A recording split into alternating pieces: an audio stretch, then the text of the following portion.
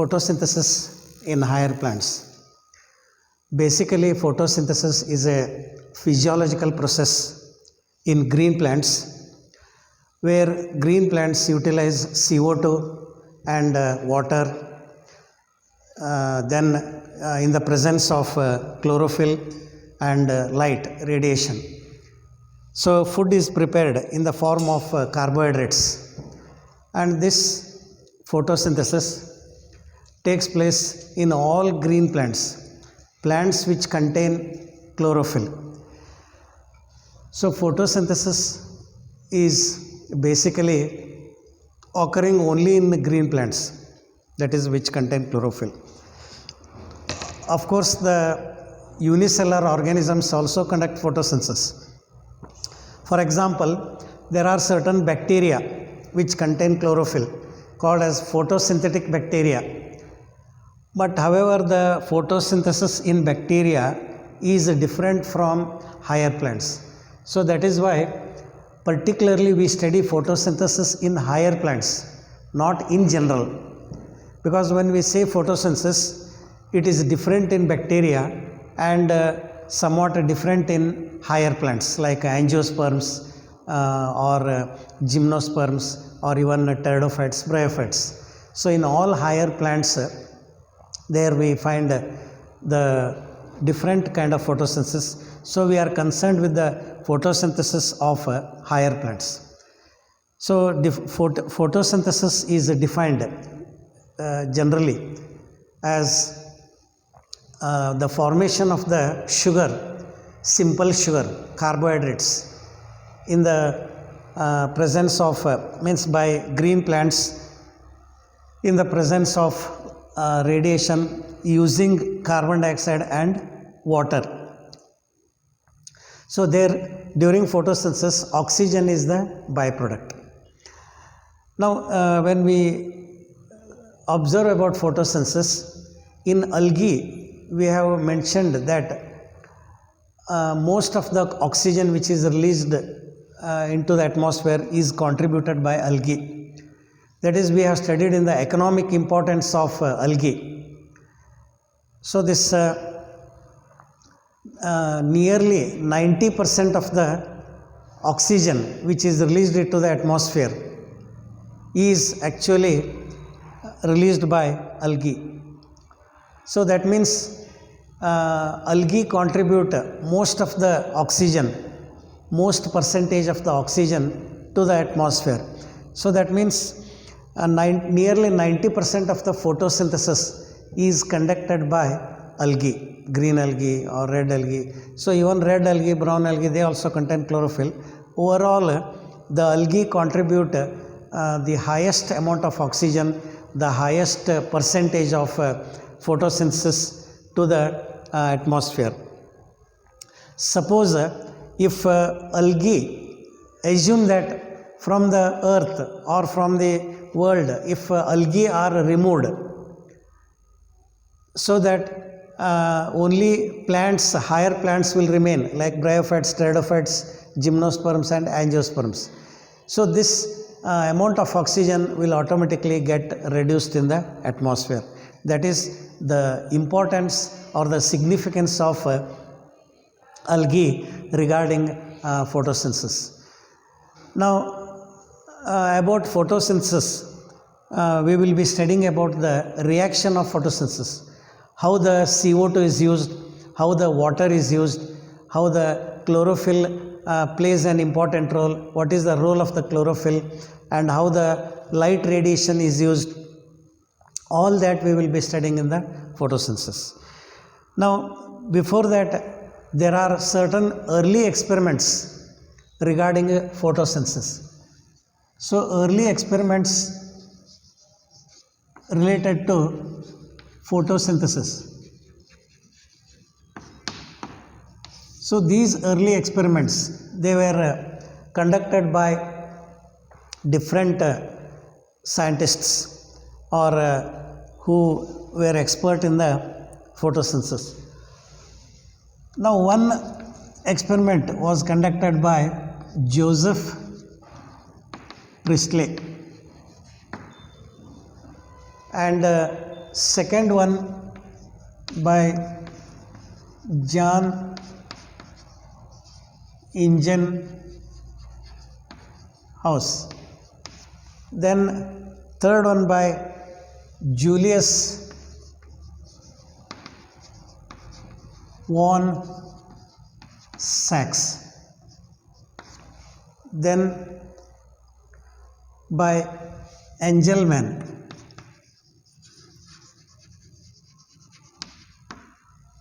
So these are some experiments. Von Neil is another one who contributed to the process of photosynthesis. Now what these scientists have contributed to the photosynthesis process. Now Joseph Priestley, he first discovered oxygen. So in chemistry we study about this. Oxygen was discovered by Joseph Priestley. Now he observed that plants release a gas which is necessary for the life of the organisms, for the survival of the organisms.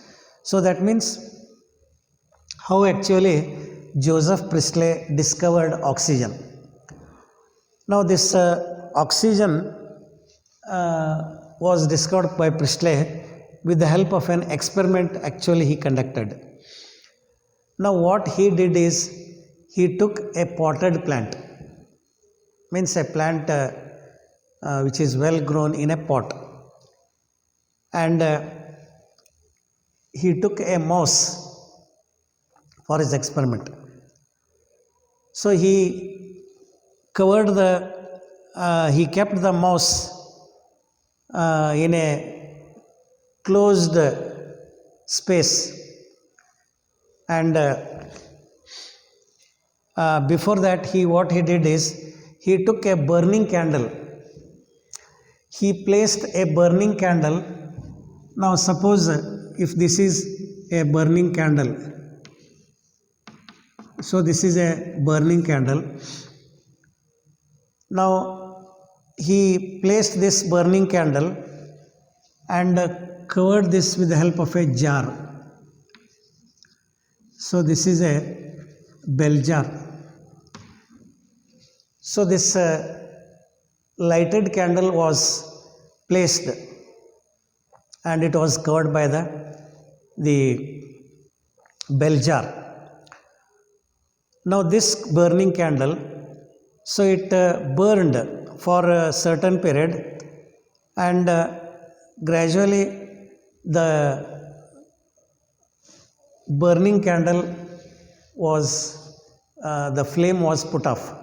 That means whatever gas was available it used for its burning, and later it was put off, means the flame was put off by itself.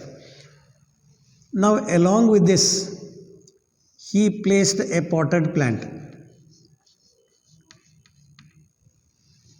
Along with the candle he placed a potted plant and covered with the help of bell jar, and he found that the candle continued burning. There was no loss of the flame. The flame was not put off, and when only the candle was placed, so the flame, the candle burned for certain period and the flame was put off. So it was extinguished. Now this when this burning candle in another experiment he placed along with a potted plant and covered with the bell jar, he found that the candle burned for a long period than previously when it was placed alone. So that means he found that there is some gas released by the plants, and that gas is necessary for the burning of the candle. That is what actually Priestley did. Now again when he took another experiment using a mouse. Here also, when the mouse was placed covered with the bell jar, here also the mouse lived for a certain period, and when it was closed due to suffocation, due to the scarcity of the air, so the mouse died. So when there was only mouse, now instead of candle we are placing a mouse here covered by the bell jar. So when the mouse was covered by the bell jar, and it was seen that the mouse lived for a certain period, and due to suffocation the mouse died. Now next, in another experiment, he took another mouse, means living, and along with that mouse he placed a potted plant, and the mouse was placed. So when the plant was placed along with the mouse and covered by the bell jar, so the mouse did not die. So even we can observe this, along with the mouse you place the candle. So if you place the candle and also mouse, the candle will be continuously burning, the mouse also will live for a long period. So this showed that the plants release a gas that is necessary for the life of the mouse and also for the burning of the candle. So that is how Joseph Priestley discovered oxygen.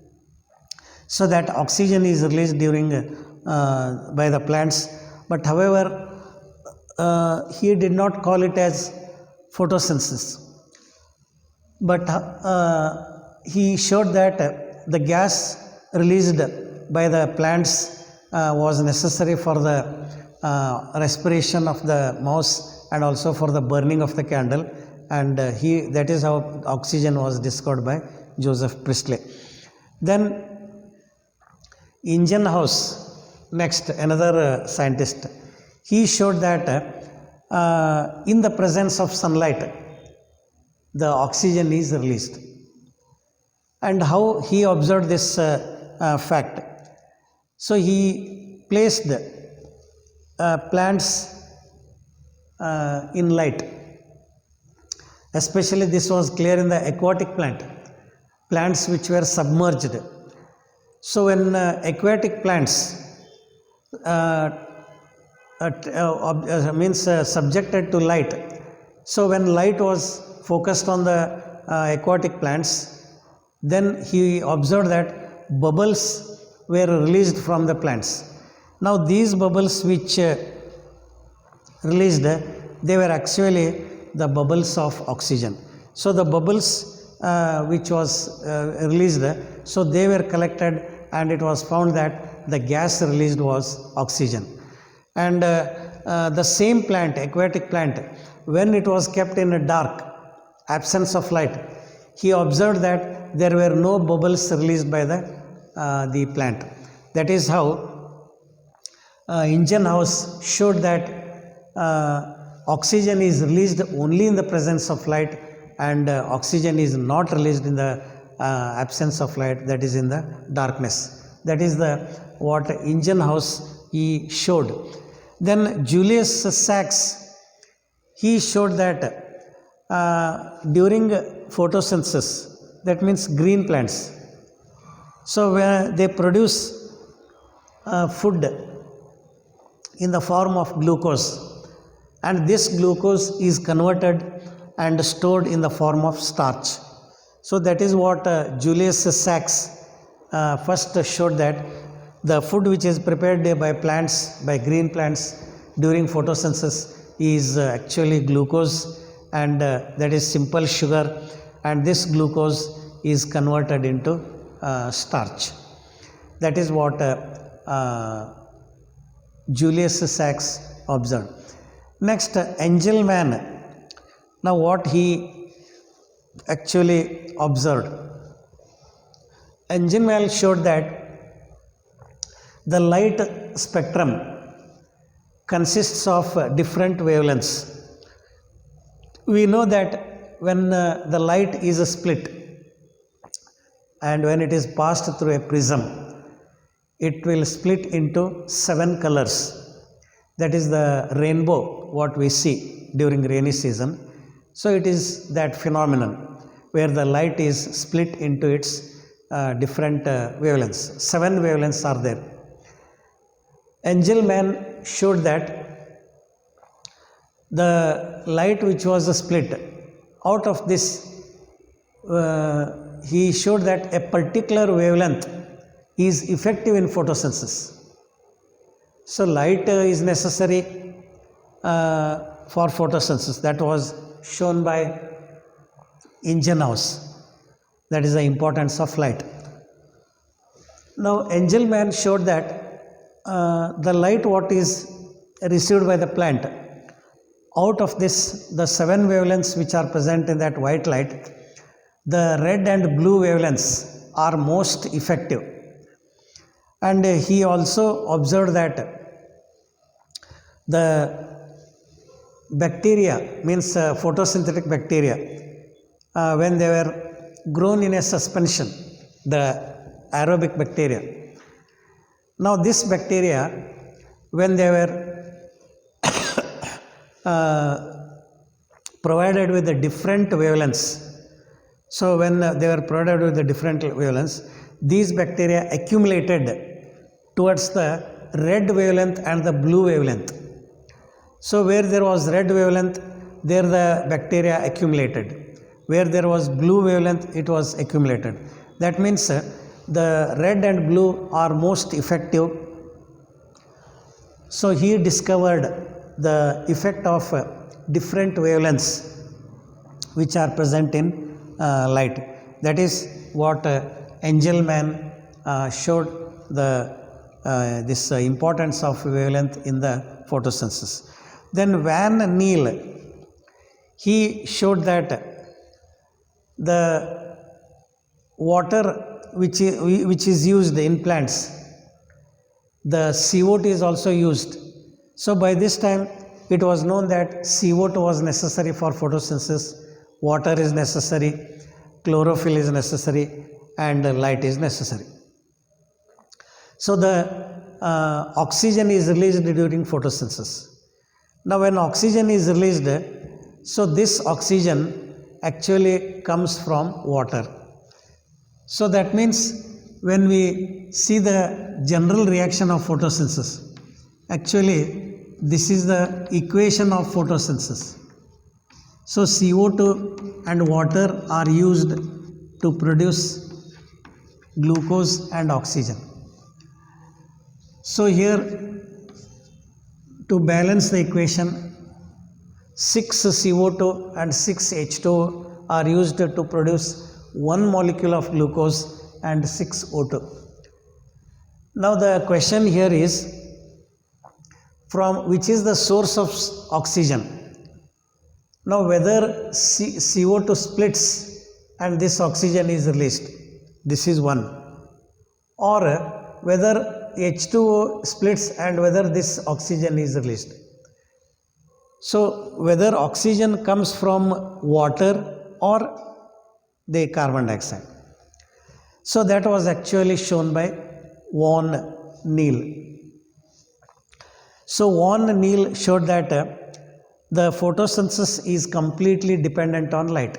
He also showed the importance of light, just like Ingenhouse, and in which the hydrogen compound, that means water, reduces the CO2 to form the sugar, and he showed that oxygen which is evolved, it comes from water but not from the carbon dioxide. So it was not from the carbon dioxide. That is the question. The oxygen does not comes from carbon dioxide. The oxygen comes from the splitting of water into its respective ions. So this oxygen comes from water. That was shown by Van Niel, and he also showed the importance of light in photosynthesis. So light is necessary, and the source of oxygen, which is a byproduct. So oxygen which is released, it is called as the byproduct. Now byproduct, generally we use the word product, but what we mean by byproduct? Now byproduct means whenever a process is going on and the aim of the process is to produce some compound. Now when that compound is produced, in addition to that any other compound is produced which we are not intending to produce. So we are not interested there, but it is produced as usual in that reaction. But our purpose is the production of a specific compound, but some other compound is also produced along with this.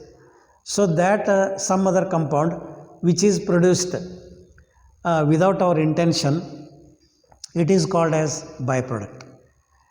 So that means whenever we are doing some work, or when we are doing some work and we are obtaining the result there, in addition to that result, if you get any other result, it is byproduct. Suppose if you go for some work to a place, so you are going to a place for some work, so to perform that work and to get that done. So when you are gone there, so that is the aim of your work there. Your intention is to visit there and do that work and get that done in that process. Now when you are doing that, if you get some other thing, if you get some other product or some other any other things or like that, during that process, that is called as byproduct. So this byproduct means in the photosynthesis, the intention is to synthesize food actually. Photosynthesis, green plants, they conduct photosynthesis to produce food material, not to produce oxygen. Their intention is not to produce oxygen. So this oxygen is produced unknowingly. So without any intention. So the oxygen which is produced, it is a byproduct. So the oxygen which is produced as a byproduct, it is used for our respiration. So we are living now, all are living in this world, all are doing our activities because of oxygen. So imagine if oxygen is completely absent, we will not survive. Every animal will not survive. Not only human beings, all animals, they require oxygen for respiration, so they will not survive. So oxygen is a byproduct of photosynthesis. So plants are not having any intention to produce oxygen. Their intention is to produce food material. So this oxygen is produced as a byproduct, and that is, see, that byproduct is used for the survival of all animals, including human beings. So we are living because of oxygen. Though food and water is necessary, but oxygen is also the main. Without oxygen, no animal can survive on this earth. So that is how the oxygen is released by plants as a byproduct during photosynthesis. So here when we see this process, or when we see this equation, so this carbon dioxide, water, light, chlorophyll, these four are the raw materials of photosynthesis. What are the raw materials of photosynthesis? Carbon dioxide, water, chlorophyll, light are the raw materials. All these factors are necessary. In addition to this, no any other raw material is necessary. But however, there are certain environmental factors which affect the rate of the photosynthesis, like temperature, wind and all that. So even light intensity or temperature is also affecting the photosynthesis. So here CO2, water, light and chlorophyll are the raw materials of photosynthesis. Now one by one how this processes or how these are obtained by plants. So plants obtain this CO2 from the atmosphere. So in the leaves we know that there are minute pores called as stomata. So these stomata, which are minute pores, perforations, so these pores they open during daytime and close during night. So stomata are the structures through which the air enters or the CO2 enters into the leaves, and the cells of the leaves they use that CO2 for photosynthesis. Now in other words, the atmosphere, air is the source of CO2 for plants. Now in a normal atmosphere there is about 0.03% of CO2. So in unpolluted atmosphere there is 0.03% of CO2 in the atmosphere. So this is sufficient for the plants to conduct photosynthesis. But for our view, so when we see that, we feel that it is very little. 0.03% means very little for our mentality or for our thinking. But for plants, it is sufficient.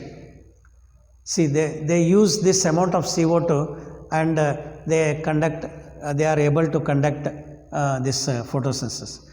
But however, if the percentage decreases, so definitely the photosynthesis rate will decrease. That is different. So if it increases, it will not increase, but it will increase only to a certain extent, and thus CO2 is available. So that is why we can say that during the daytime stomata open, and these stomata, due to the opening of the stomata, photosynthesis takes place during daytime only, and because light is present. During the night, when there is no light, the stomata close. There is no entry of the CO2 into the leaf cells, and thus there will be no photosynthesis in the leaves. So that is the importance of CO2. And water is available from the soil. The roots, they absorb minerals and water, and that is the water which is transported by the xylem, and that water is reaching the leaf cells, and which is used in photosynthesis. So this is the soil water, the water which gets absorbed by the roots. It is the source of water that reaches the leaves and used in photosynthesis. This is how the water is available to the plants. So that water which is absorbed from the soil, it will enter the roots through the root hairs and then transported by the xylem to the leaf cells. Then if you come to light and chlorophyll, so light, the solar radiations, in the solar radiations, the visible spectrum, what we call it as the VIBGYOR. So the 7 wavelengths. So though there are certain harmful radiations also, there are infrared radiations and there are ultraviolet radiations which are also released by the sun in addition to the visible spectrum. So out of this, only the 7 wavelengths which are, we call it as the spectrum, so that is used in photosynthesis.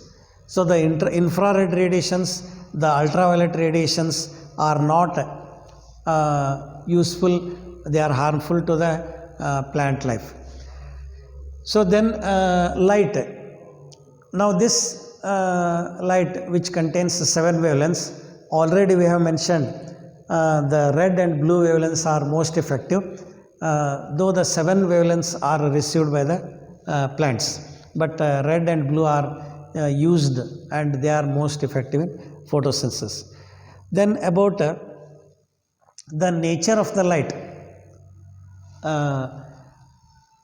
in what form light is received by the plants. So light which is received by the plants. Now this light, about the nature of light when we take. So when we study about the nature of light, so light travels in the form of waves, light travels in the form of photons, and light also travels in the form of certain particles. Now there are different theories which are proposed to explain the nature of light. So in the past, Newton he proposed one theory called as corpuscular theory of light. Corpuscular theory.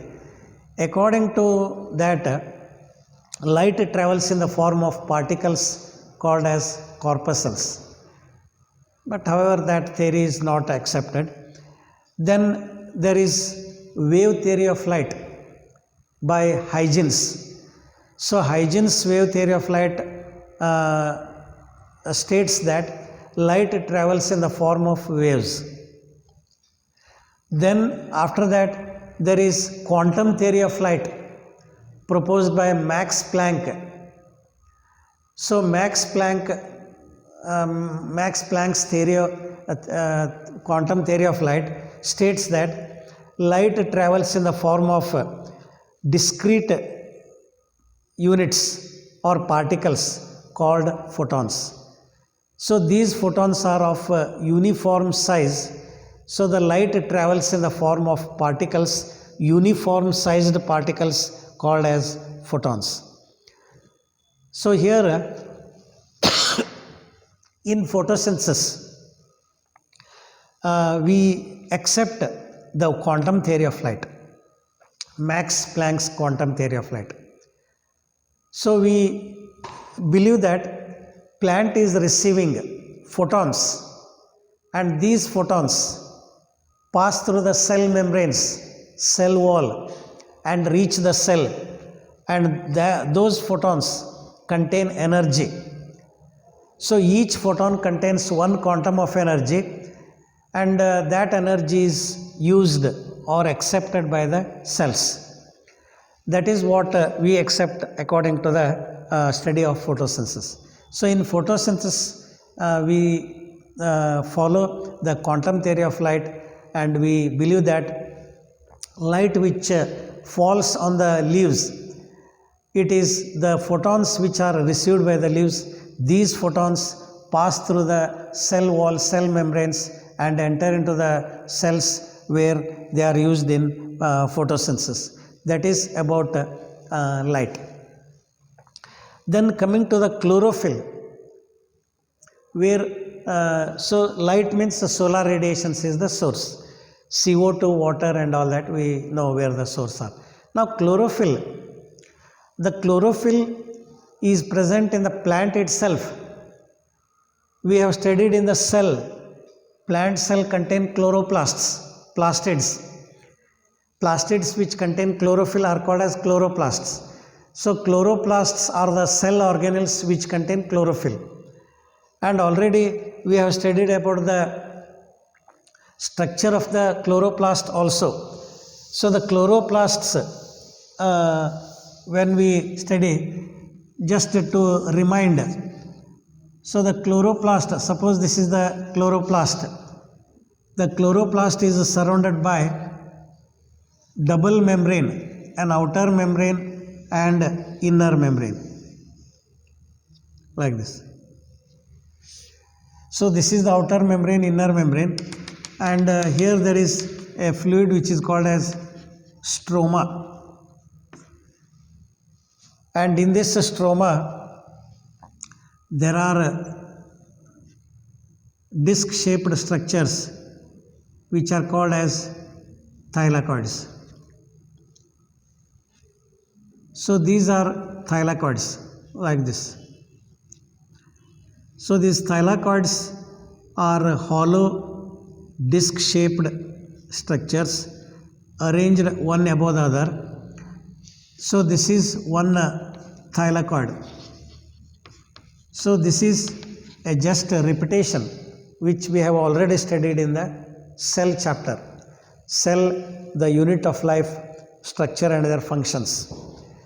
And these thylakoids which are arranged, this group is called as grana. Single granum, plural grana. This is one granum. This is one granum. These are thylakoids. So in a granum, the thylakoids are flat, disc shaped, hollow, membranous, hollow structures. And these thylakoids are arranged one above the other. They are almost of same size. Just like how we place books one above the other. The notebooks are of the same type when we place one above the other. Same way the thylakoids are arranged. Or even the coins of the same size. 1 rupee coin or 2 rupees or 5 rupees like that. So the coins of the same denomination when you place. So the same way the pile or the stack which is called as a stack of thylakoids which are placed one above the other. Now these thylakoids which are placed above the other. So the thylakoids of one granum is linked to another. So this is called as stroma lamellae. There are membranous structures connecting one granum to another granum. The thylakoid of one granum is connecting to the thylakoid of another granum by the help of tube-like structures, membranous tubular structures called as stroma lamellae. Now this stroma lamellae, they connect and they form a network in the stroma fluid. So like that there are many grana in a chloroplast, and this stroma also contains in its fluid there are proteins, there are enzymes, there are ribosomes, there are DNA, RNA fragments. So the stroma contains proteins, enzymes, ribosomes, DNA and RNA fragments in its content. In addition to that, the stroma contains these functional units called as grana. Each granum is made up of disc, hollow membranous structures called as thylakoids. They are arranged in a stack, one above the other. So in a granum, there are about 25 to 40 thylakoids. So each granum contains 25 to 40 thylakoids, and the grana are interconnected by stroma lamellae. So the stroma lamellae form a network in the stroma or within the chloroplast, connecting the grana together. That is the structure of the this chloroplast. So where the chlorophyll is present. Now where the chlorophyll is present, the next aspect. Now the chlorophyll is present in the thylakoids, not in the stroma. So the chlorophyll is present here. So this is where the chlorophyll is present in the thylakoids. But the chlorophyll is not present in the stroma. It is present only in the thylakoids, and also in the stroma lamellae it is present. So there the chlorophyll is present in this and also in this part of the chloroplast. Then so that is the structure of the chloroplast. So the raw materials, the source of raw materials we studied just, where the CO2 is obtained by the plant, where the water is obtained, where the light is received by the plant, where the chlorophyll is received or it is present in the plant itself. So chlorophyll is present in the chloroplast. So when we study the chloroplast, we come to know the location where the chlorophyll is located in the chloroplast. Now in the next part, coming to actually the process of photosynthesis. Now before going to the reaction of photosynthesis, so this is the reaction equation of photosynthesis, how the photosynthesis takes place. Now about chlorophyll. So chlorophyll is a green pigment. So what is chlorophyll? If generally when a question is asked, we just say it is a green pigment in the plants. So because of that chlorophyll, the plants appear green, the leaves appear green. So it is a green colored pigment. This is the answer for what is chlorophyll. Now there are different types of chlorophyll. Chlorophyll A and B. So this chlorophyll A, so in short I will write chlorophyll A, chlorophyll B. So these are the main types of chlorophyll. Actually there are also chlorophyll C and chlorophyll D in algae we come across. In green algae, in brown algae, red algae, we come across there. But for time being, we refer that there are two types of chlorophyll, chlorophyll A and chlorophyll B. Now chlorophyll A and chlorophyll B. Now again chlorophyll A is of different types. So there are different types of chlorophyll A, but in chlorophyll B we don't come across. Now this chlorophyll A is classified into different types based on what wavelength, what part of the wavelength it gets absorbed or it will absorb. So we know that the wavelength of light, these are the 7 wavelengths of light. So the red wavelength is highest of 700 nanometers. So here it goes on decreasing. It may be of about 580 or something like that. So these are having less wavelengths. These are of the frequency is very less. The red wavelength is having highest frequency, wavelength frequency, which is about 700 nanometers. Like that here there may be again less 690, 680, 670, 660, 650, 640, like that the number goes on decreasing. Somewhat 580 or like that, it is least in the spectrum. Now whatever the wavelength it is, here chlorophyll A molecules are of different types. There are certain chlorophyll A molecules which absorb only the 700 part of the spectrum. So just assume that this is about 580 nanometers. It may be some other figure. So here the chlorophyll A will not absorb all the energy, light energy present in this wavelength. There are chlorophyll A molecules which absorb only 700 part of the spectrum. There are still other chlorophyll molecules which absorb 790 part of the spectrum. There are still other chlorophyll A molecules which absorb only 680. There are still other chlorophyll A which absorb 670 only, and still the others there are 660 and so on. Like that, based on that, chlorophyll A is named as chlorophyll A 700, chlorophyll A 690, chlorophyll A 680, chlorophyll A 670, chlorophyll A 660 and so on.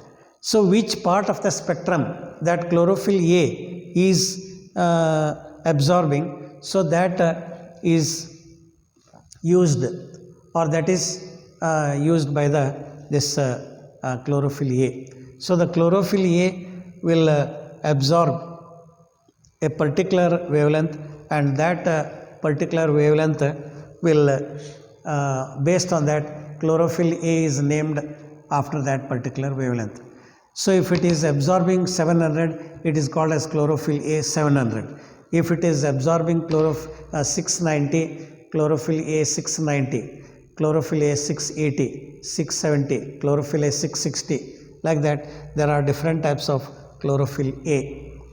So chlorophyll A 700, 690, 680, 660, 670, so on.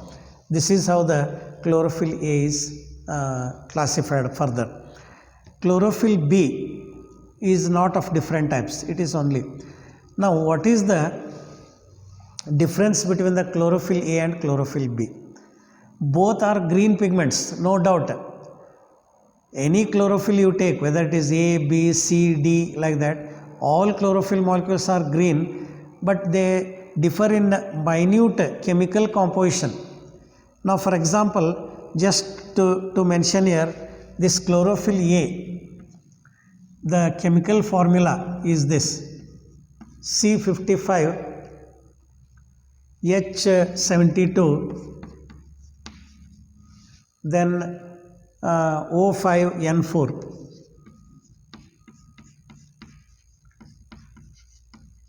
This is the chemical formula of chlorophyll A. But if you take this chlorophyll B, this chemical formula is somewhat different.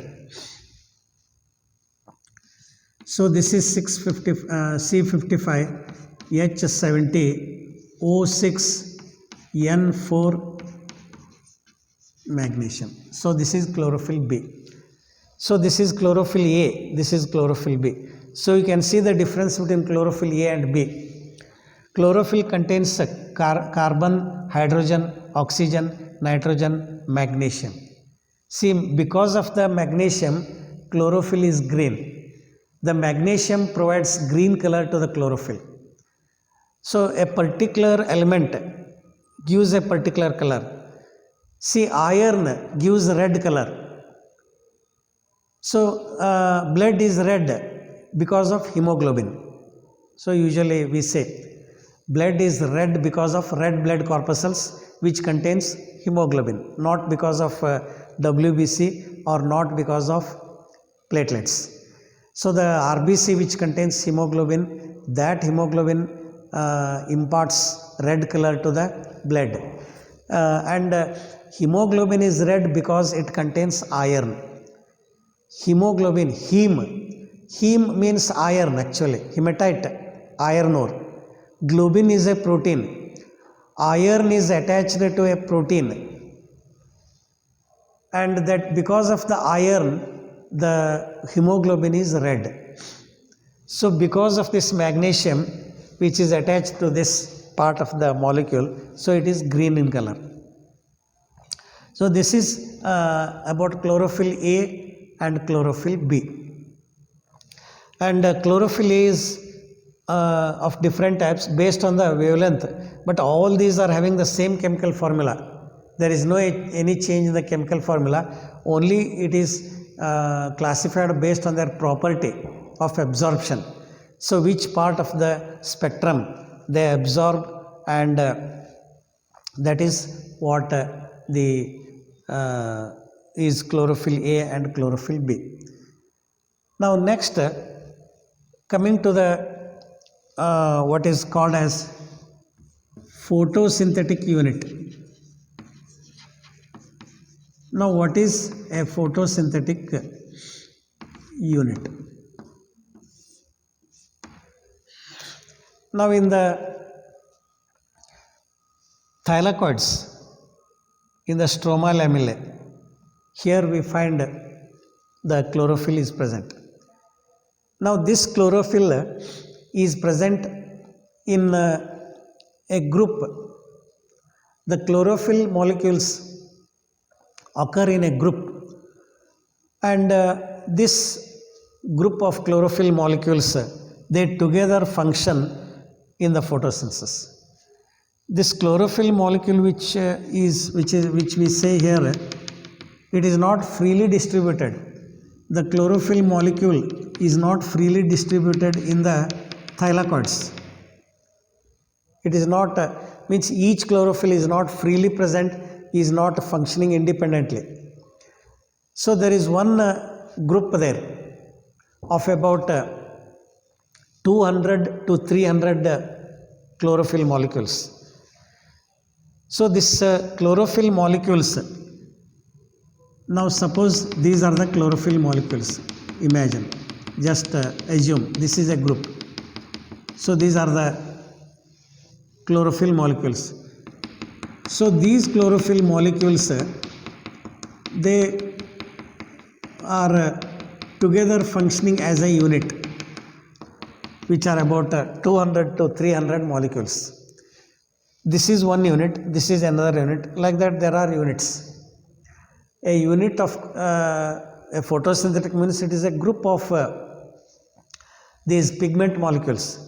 And again one more point about this unit is, this unit contains chlorophyll A, chlorophyll B and also some other pigments like xanthophyll and carotenoids. Xanthophyll is a yellow colored pigment. Carotenoids orange colored pigment. See, when the leaves become yellow, we see, or you might have seen, when a leaf becomes yellow, it means the chlorophyll has been converted into xanthophyll. Xanthophyll is a yellow colored pigment, and also there is little orange colored pigment, carotenoids, carotenoids. So these pigments which are present here. So in a photosynthetic unit, majority are chlorophyll A and B. There are few xanthophyll molecules. There are few carotenoid molecules. So these are present in the photosynthetic unit. Now in the photosynthetic unit, there are chlorophyll A and chlorophyll B and xanthophyll, and also there are the other molecules like carotenoids. So these photosynthetic units are very important in photosynthesis. So in photosynthesis, the photosynthetic units which contain different pigments, chlorophyll A, chlorophyll B and this carotenoids and xanthophyll, they are important. So that photosynthetic unit, so there are again different types and they are very important in photosynthesis, which we will study about in detail.